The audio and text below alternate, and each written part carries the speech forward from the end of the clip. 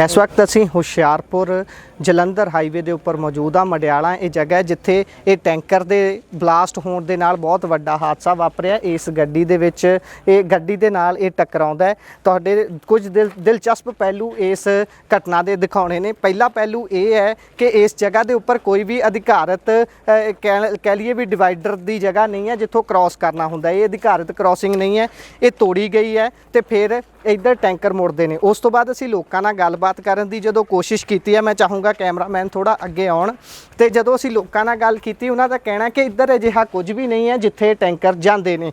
ये जगह वैसे ही होर पिंडां नूं जोड़दी है, पर लोग इल्ज़ाम लगा रहे हैं कि इस जगह के उपर ब्लैक हुंदी है, गैस दी ब्लैक हुंदी है। एक होर चीज़ खास दिखाउणी है, इस दे उपर गरेवाल लाइनस लिखिया होया है कि ये ट्रांसपोर्टेशन के मालक गरेवाल लाइनस वाले ने या फिर HP नूं इन्हां ने रेंट ते दिता होया, जो भी सिस्टम होऊगा। पर जेकर सच्चियों इल्ज़ाम सच्चे ने तो इसकी भी जांच नाल दी नाल होनी बनती है। लोग कहते हैं कि इस तो पहला भी इन्हां ने खंबे वगैरह तोड़े ने, कई नुकसान किए ने।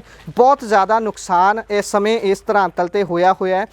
इस जगह ते तस्वीरां जदों देखदे हां, लोकां नाल गलबात करदे हां, तां लोकां दे दिल इस समय दहले होए ने। धन्नवाद।